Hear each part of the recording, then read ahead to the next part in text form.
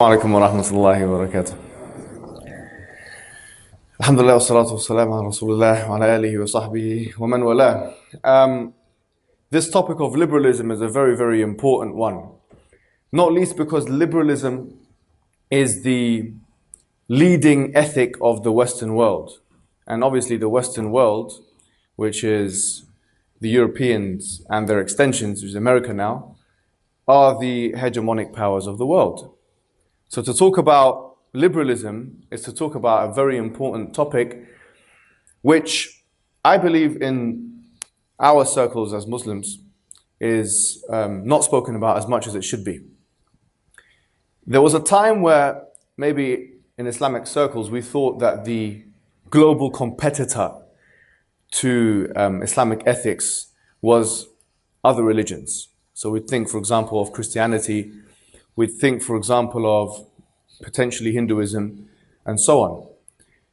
But research suggests to us that liberalism is more powerful in terms of demographic effect than all of those religions, and could be said to be, in many ways, more penetrating than even the Islamic ethic, ironically, even in Muslim countries. So it's a very important topic to discuss. And I want to divide what I'm going to talk about today into three different subsections. I don't want to spend too much time here talking. I want to spend a little bit more time interacting. So I'm going to divide this discussion into three different parts, just for brevity and conciseness. The first thing I'm going to talk about is the discussions surrounding liberalism in academia.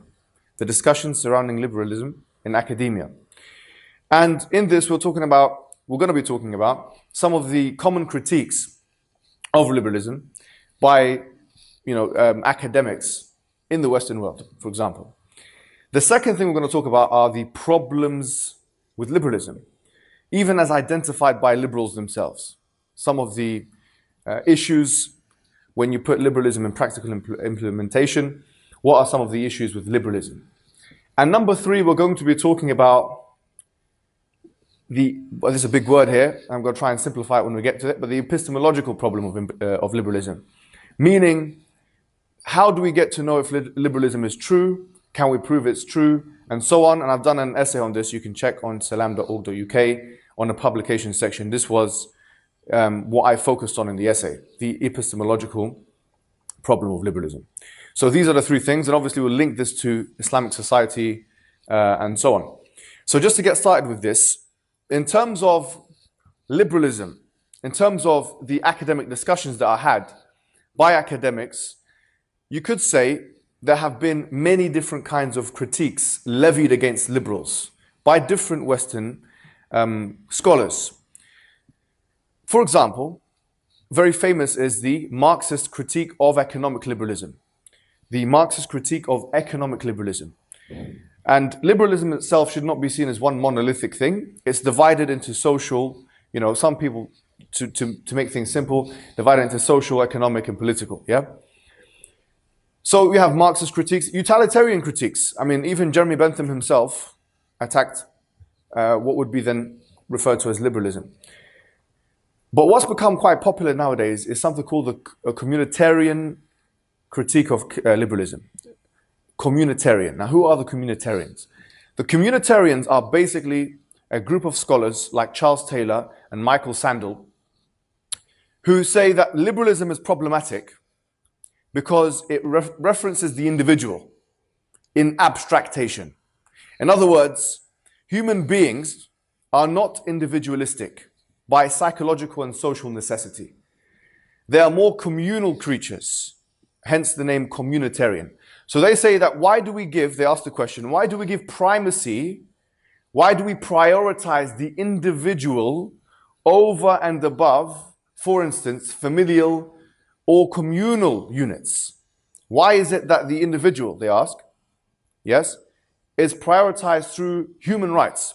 Because if you look at, for example, the UN human rights of the 30 articles of the UN human rights, you'll find that most of them, if not all of them, are centered around individual human rights.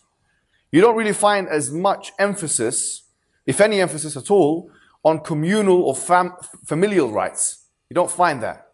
So the communitarians would argue this is a problem. This is problematic because why is it that you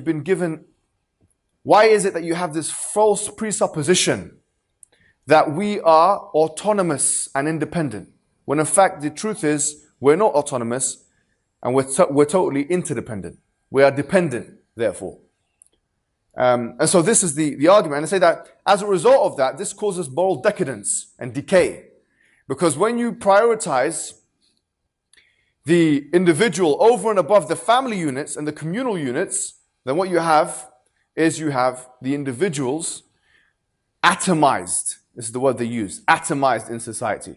Almost as if to say that there is no common linkage between those individuals. Now, the individualists, the liberals, they come back and they say, but this is not necessarily the case. You can still give preference to the individual whilst at the same time, considering communal linkages, etc. But the case stands for the communitarians. They say, look at society. They look at sociological statistics. Say, look at for instance, the amount of people, the amount of rape that's going on, the amount of murder that's going on, the amount of X, Y, Z, all of those things, the destruction of the family unit, and so on. And they'll look at these indicators as indicative of the individualistic effect, if you like. This is the problem of liberalism, they would say. And there's an additional interesting criticism, which is that, and I think this was made by Michael Sandel, where he said that, look, liberalism claims to be neutral. It claims to be neutral.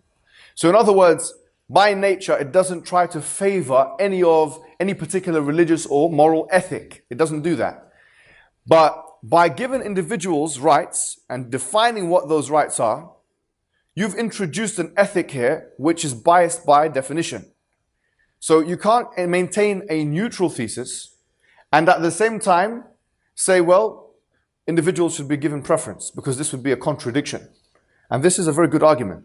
It's a very strong argument, because how could it be the case that liberalism is, on one hand, neutral, objective, meaning it's looking at all things equally, to use libertarian jargon, but at the same time, it's giving more preference to individual rights over and above familial and communal rights. This is not a neutral, objective stance.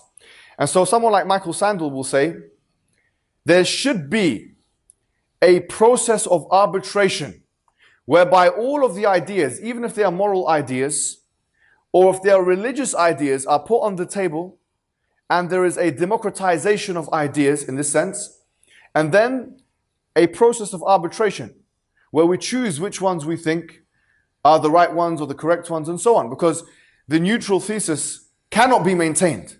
So if the neutral thesis cannot be maintained, you might as well put everything on the table and let people decide. And this is a very strong argument, but of course, this is where you find tensions between secularism, liberalism, and democracy. Because we always think that liberalism and democracy work hand in hand like a hand in a glove. But there are tensions between liberalism and democracy and secularism, and this is one of them. You can have illiberal democracies, it's possible. And you can have democratic tyrannies, that's also possible.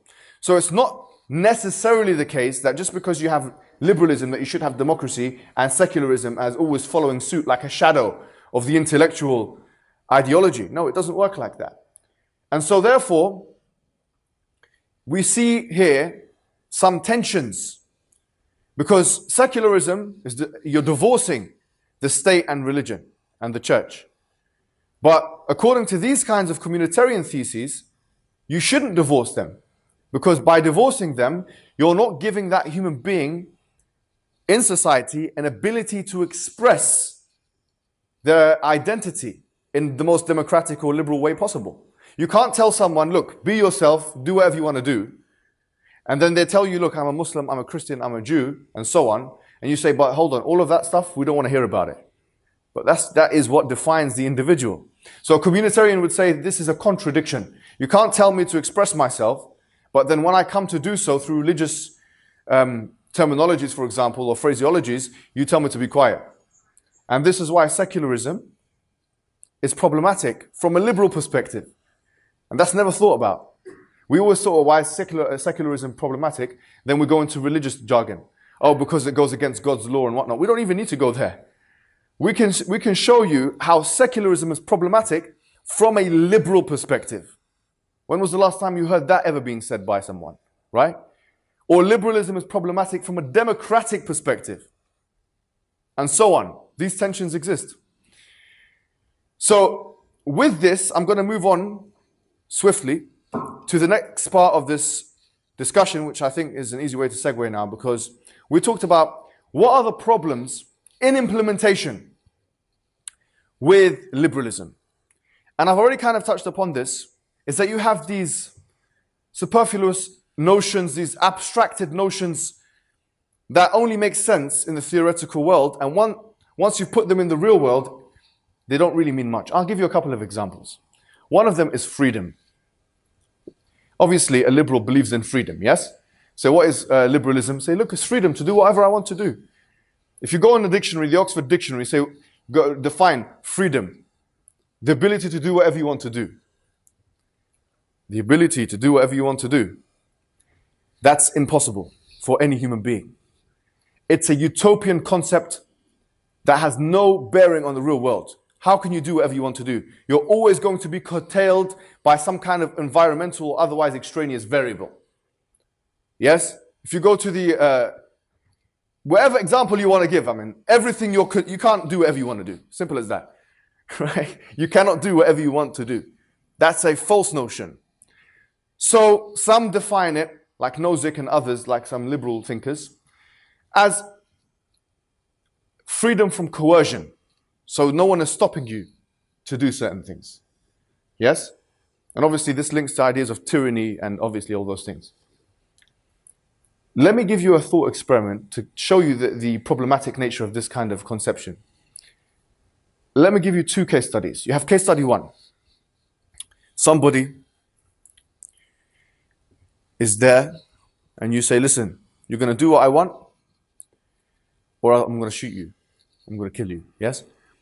What would you refer to that person as? A slave. Yes? Because if they do what they want, this is exactly how you make a slave, right? If he doesn't do what you want, there are consequences. Death, for example. Okay. So is that person coerced? Yes, because you're telling them, do this or else this. You're blackmailing them, yes? What if I say, you live in a very impoverished country and you have someone who's totally disenfranchised and the only option they have is to work. That's the only option they have. Otherwise, they're going to die. You know, the only option they have is to work. Otherwise, they're going to... A transnational company comes in and says, do this. Make this jumper. You're going to work 12 hours, 18 hours. If not, we're going to fire you. Yeah, you're finished. So what's really the difference? There's a lack of options on in both of those examples. You could argue, well, the second person has some degree of autonomy here. But what is that degree of autonomy? In both cases, if the person doesn't do what you want to do, they're going to die. So the economic conditions led one person, yes, to be forced or coerced in effect into a certain reality. Wherein in the first example, obviously the violent ramifications led them to do what they want to do. So what is freedom then? We really have to reassess. If you ask a liberal, what is freedom? They won't give you a comprehensive answer. What is the freedom you're fighting for? What is the freedom you're dying for? They won't give you a comprehensive answer. They can't give you a comprehensive answer because as soon as you put this idea of freedom into the real world, all of those questions come into play. We're not free. Simple as that. Like Rousseau said, man is born free but everywhere in chains. There is no exact freedom here. There's only some freedoms and that's all there will ever be. Right?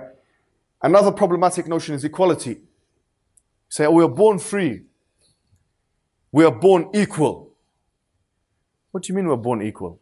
Seriously, it's problematic on every level. We're definitely not born equal. 100% not born equal by every psychological and scientific standard. That's the one thing we can guarantee, that we're not born equal. anything else you can guarantee, but we're not born equal unless you have twins. That's maybe one case study where, okay, there's something to be said about that. But in most cases, we're born completely unequal. Psychologically, physiologically, biologically, emotionally, totally unequal. We live in different parts of the world, come from different families with different economic provisions.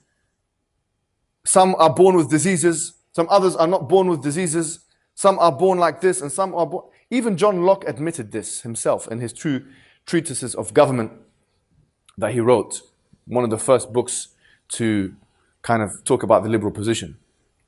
So what do we actually mean we're born equal? It's just, what do we mean by that? How are we born equal? So they've realized the problem with this. It's a problematic notion. What do we mean by equality? So they've had to refine it and say, look, there's a difference between equality of opportunity and equality of outcome. Yes? And what we're trying to do is secure an equality of opportunity, not an equality of outcome. Or some would say, yes, we want equality of opportunity and equality of outcome. But that's a discussion amongst themselves. But equality of opportunity is in and of itself impossible. What do you mean by equality of opportunity? What do you really mean by that? Do we all have the same? Should we all have the same opportunities? Because when you start bringing in the exception, then you're going to see too many exceptions. A disabled person, they don't have the same opportunities as the rest of us. Should they have? I mean, when I came into this university, I'm sure you have like ramps and lifts and whatever for disabled people that are not the same for people that have fully functional abilities. That's not equality of opportunity. Should we have blind people driving buses? That's not equality of opportunity. So well, we should have equality of opportunity. Therefore, blind people should drive buses. No, we have. There are so many examples of where it makes sense for there not to be an equality of opportunity. So then we start questioning the whole precept. Yes, we start questioning the whole precept. To what extent should we have equality of opportunity? And usually a generally accepted rule or maxim is where we don't define the exception by the rule. So you're not going to accept the rule by the exception. But when you have so many exceptions like this in society, then the rule becomes undefined now. It's problematic. And that's why they talk about this amongst themselves. How can we maintain an egalitarian, equal opportunity premise when we're doing all of these things? Yes? Not everyone can vote. Children can't vote, and so on. There's so many examples why they have reasons for it. But that's the whole point. If you have reasons for it, it's not equality of opportunity. So these are some implementable things which are frankly contradictory when put into implementation, and shows you the feeble nature of liberalism, especially when put in contradistinction with other ideologies like democracy and secularism. It's feeble natures. What are you actually trying to say? All of your precepts, when put into implementation, they change completely. But usually when I have a discussion about liberalism, I don't mention all of those points. I mention my main argument with liberalism is not the communitarian argument, the ontological argument, the sociological. It's not any of those things I've just mentioned. These are good arguments. Yes, you can use them. But the argument I use is what you call the epistemological argument. And this is a very important argument. I'm going to try and explain it to you, okay? What I'm saying is, why should we believe in liberalism? Now, someone will say, because it gives people all of those things we just said, freedom of opportunity, freedom of expression, and all those things. Other people will say, what are the alternatives? Look at all of the other alternatives. You know, liberalism stops bloodshed, it stops people from killing each other, it allows cohesion and harmony and all that. No problem, I agree. And we are for all of those things. And by the way, there is an intersectionality, like if we had a Venn diagram, or for example, from an Islamic perspective, all the things we believe in and all the things that are in liberal theory, there is a flesh that joins, if you like, the two kinds of ethics. It's not like everything we believe in is completely in opposition to liberalism. There's a lot of things we agree with them: anti-corruption, transparency in government, transparency generally speaking, tolerance for other people of other religions, and so on. I mean, we agree with all of those things. In the Quran, la ikraha fi din, there is no compulsion in religion. We are not against those principles, But what we are saying is that why should we take this ideology on wholesale, as if it is the truth? Because that's the way it's being marketed to us. Now someone will say, look, I mean, this is the sentiment that's kind of widespread in Western circles, and even now Eastern circles as well, that they try and keep away from religion. Say, look, I don't want anything to do with religion. We've had the religious experiment in the West, and it went terribly bad. And look what the church did. It inhibited all the rationality and freedom of expression and thought, and we don't need this again. Yes, and liberalism gives us a mechanism out of this.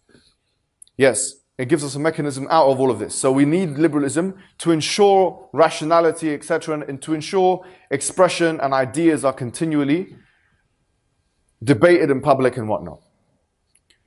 That's a fair enough argument, but here's the problem. Liberalism itself can be seen as a religion. What is religion? Now, obviously, if you look in the dictionary definition of what religion is, they will connect it with things like God or some sacred thing that is worshipped and so on. But the truth is, if you look terminologically at the word religion and some of the definitions of the word religion in, for example, anthropology, history, sociology, and so on, you'll find that religion has more inclusive definitions. Any system of life, a social structure, an idea that explains the meaning of life. For example, Bayan, and I'll try and put his reference in the description box to this video. He has like a comprehensive definition like this in a book called The World Religions or something of that nature. So if you have such an inclusive definition, which includes fundamentally the ideologies, then really liberalism is a religion, because it's an organization of ideas which allows people to live a life in a certain way and to think of themselves ontologically in a certain context, in a certain way. So really and truly, from an Islamic perspective especially, I mean, the word deen is a way of life. The word deen means way of life, right? So liberalism is a deen of some sorts in the Arabic language. Certainly from our conception it is. And that's what we have to think of it as. Liberalism is a deen with qawa'id and usul and furu' and all of these things. It has fundamentals, it has everything. Liberalism is a deen. And we're looking at some of the usul now and thinking, okay, the usul, the foundational premises of liberalism, and thinking there's some problems with the usul. And I'll give you a few examples. If you look at the initial works of people like John Locke, who is probably the most prominent liberal who ever lived, and one of the most influential men who ever lived, yeah? He wrote a book called The Two Treatises of Government. And you'll find that in his explanation of what are we basing liberalism on? He based it on, you could say, 2 or 3 different principles. 2 of them I'm going to outline to you now. One of them, the idea of being born equal and free, is taken from theology. It says God-given rights. There's no doubt about it. John Locke believed in God. He believed in, by the way, he was not a Trinitarian, which is quite interesting. Yeah, he rejected the Trinity. He's quite a clever man. Yes. He rejected the Trinity, but he still believed in God.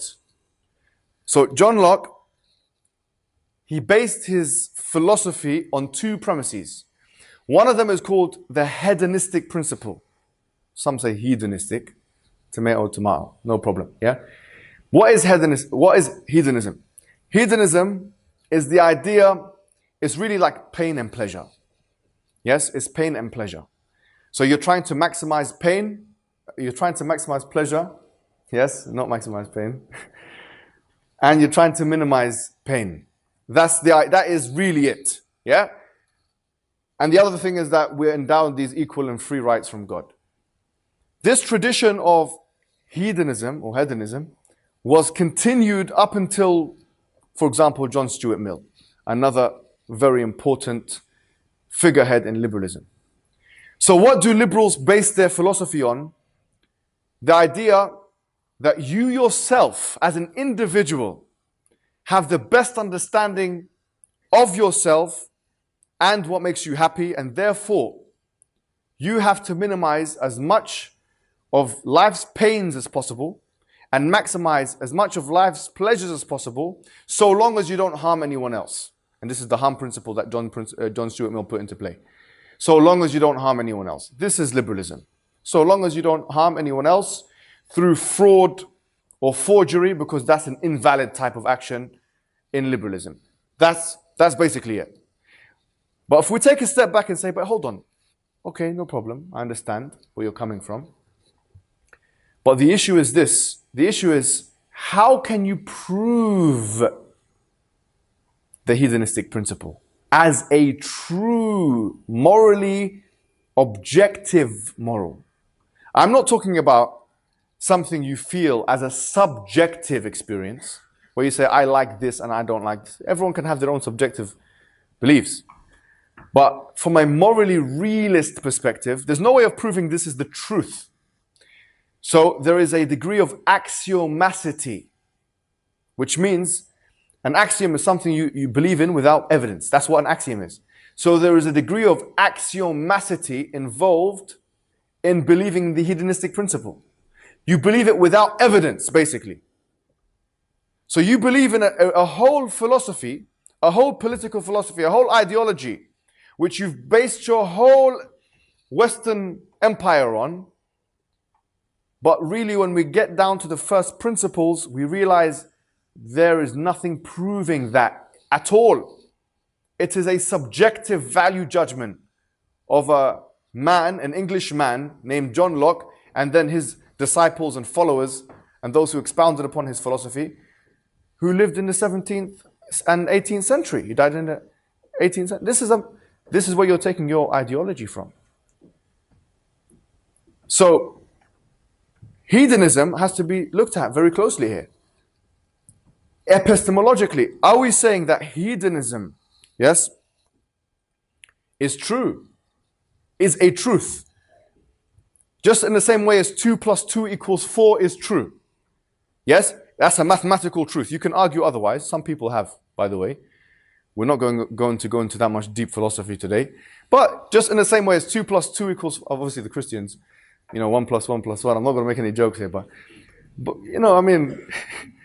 but 2 + 2 = 4 is a mathematical truth, yes? So can we say that hedonism, the idea that there's pain and pleasure and they constitute for us basically the ultimate God? That's what Bentham called them. And subhanAllah, I was actually amazed when I read this. He says, you have two lords. Bentham, utilitarian. Bentham was a great contributor to the liberal tradition, even though he didn't agree with it. He said there's two lords, pain and pleasure. And you know when he said this, I remembered the ayah in the Quran. He says, أَفَرَأَيْتَ مَنِ اتَّخَذَ إِلَهَهُ هَوَاهُ. Have you seen the one who has taken his desires as his God? SubhanAllah. Everything is in the Quran. مَا فَرَطْنَا فِي الْكِتَابِ مِنْ شَيْءٍ. Allah has put everything in there. The same person who existed a long time ago now is justified his animalism, right? His hedonism. So I don't know if animalism is the right word, by the way. Yes, but that's the point here. Yeah. So you can't prove that liberalism is true. They'll say we know that. A lot of them will agree to that. I was reading, for example, John Chave, I think his name. He's got a book talking about the UN. It's called something like Human Rights in the Liberal Project. And basically he's saying we should use the UN to liberalize basically the illiberals. The illiberals, and he uses 3 or 4 examples of illiberals. And one of the main ones he uses in his book is Muslims, Orthodox traditional Muslims. We need to liberalize them. We need to make them think like us, liberalize them. And this is what I'm going to move on to, the effect on Muslims. You see, just like back in the days, where people used to worship statues. Yes, they used to worship, and even now, they used to worship, and they still worship statues. You say, what's going on here, man? We've gone past this. You don't worship a statue? Why do we worship a sanam, a statue? Yes? Why are you doing that? He can't help you. He can't, do anything for you. And you ask them, says, because my forefathers did it. Yeah? My forefathers. Nowadays, if you ask them, why are you worshipping a statue? Have you got any evidence for this? They say, no, I don't really have any evidence. but my forefathers were doing it, etc. And they're just so, deeply involved in the culture of the day that it's difficult to break away from it, to the statue. But we look at those historical moments and we think, that's very weird. But the truth is, history is present because that's exactly what liberals do. The same axiomaticity applies. You cannot prove that particular statue can help you in the same way you can't prove that liberalism is true. In the same exact way. From an epistemological perspective, there's no difference. You worshipping that statue is the same as basically believing in liberalism. What's the difference? If you look at first principles, you can't prove. They're both unprovable. They're unprovable. So from that perspective, it's a religion. It must be seen as a religion. And those individuals now, maybe you know some of them, maybe I know some of them, secular liberal-minded kind of individuals, say, look, I'm not into religion. Say, listen, you are into religion, man. Say, I've had enough. You're smoking a cigarette, and they're with their friends outside of a club, and you tell them, taqillah, have fear of Allah. Come on, it's haram what you do. And they're smoking. I'm not into religion, I'm trying to say. Say, wait a minute, hold on, man. You are a religious guy. You're a liberal. You believe in liberal principles. You say, why are you not into religion? Because, it's done this and it's done that, and I just believe in this. I believe we should all be free, and I believe in this, and I believe there should be no constraints, and this. Well, you're just giving me your religious principles, and you're telling me you're not into religion. These are religious principles. Let's change the language. They don't like that language because it makes them look like going back into the Dark Ages. But they have to know that they're already in the Dark Ages. And there's no necessary link, by the way, between technology and liberalism. There's absolutely none. Because just because the Western world found, there was the Industrial Revolution followed by many other events that happened in history in the 17th and 18th century, which coincided with the liberal project, it doesn't mean that liberalism was the cause for any of that. In other words, some people have this false assumption when you're looking, and this is a post-colonial reality, when you're looking at Americans or English people or French people, say, look, they have clean streets, they have technology in their countries, and so on. This must be because of what they believe in. What's that got to do with what they believe in? Go to Japan. They've got even cleaner streets, and they've got even bigger cities. They're not the same as those individuals. Technology is something completely independent from ideology. That's the whole point of technology. It's something which is independent. So you can't link those two things. Look, ever since we've become liberal, all of these good things have happened to us. There is no necessary link. Correlation does not entail causation. It's one of the fallacies they use. So don't connect those two things together.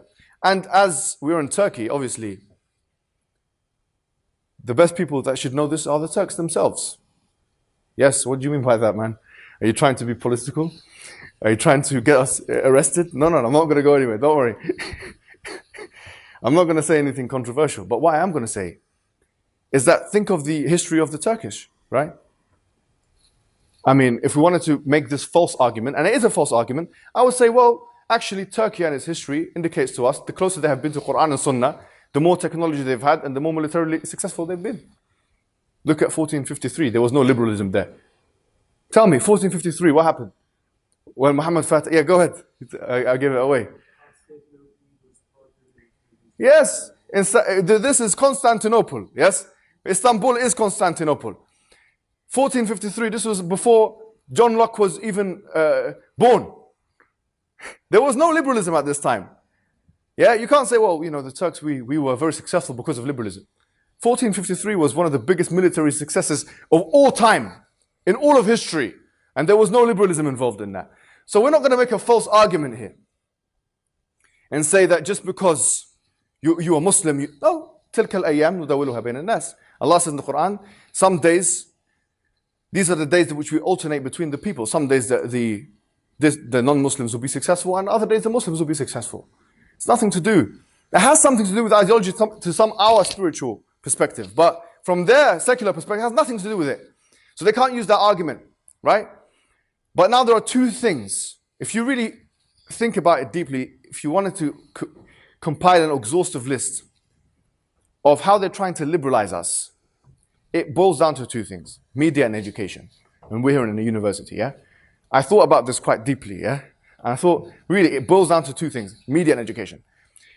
And the final message I want to leave to because I want to make this into an interactive session, inshallah, because we want to bring everyone up so we can have a question and answer. But the final message I want to put to the people here today is that, look, they couldn't colonize the Turks. By the way, if you look at the old history and the records, they were very angry about this. They were jealous. There were times in history, if you read the colonial histories of the English, they were very jealous, basically, of the Turkish people because of what they were able to do, especially in the 15th century, 16th, when it was a strong empire. They were very jealous. And they were still, at this time, because the English, they only started to become quite powerful, maybe in the 17th century, yes? The age of discovery and so on, when they found land, yeah? Yes, it was a considerable chunk of land, United States and Canada and all those things, but they found land, yeah? The point I'm making to you is they couldn't colonize the Turks militarily. But we're in a point in history now where they're trying to colonize the Turks ideologically.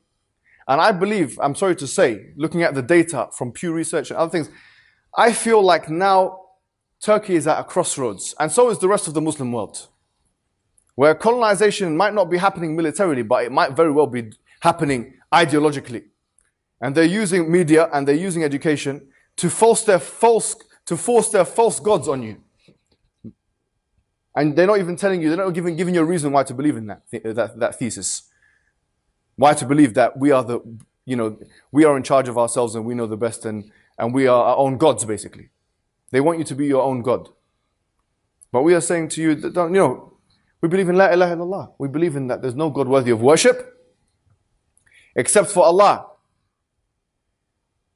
Yes, and whenever we believe in that, like Ibn Khaldun said in his Muqaddimah, it's an interesting thing. He says that when a civilization has that belief and they don't fear death, because a necessary result of believing in Islam is that you care less about this life, yeah? And by extension, you care less about death. And what that does to a community and society is, to be honest with you, it makes it more brave. And the more brave a society is, the more dangerous it is to other societies, in the sense that it cannot be manipulated or messed around on an international level, yeah? So they're afraid of that. If you go back to La ilaha illallah Muhammad Rasulullah, you will have an advantage from that perspective. Otherwise, let the colonization begin. Assalamu alaikum wa rahmatullahi wa barakatuh.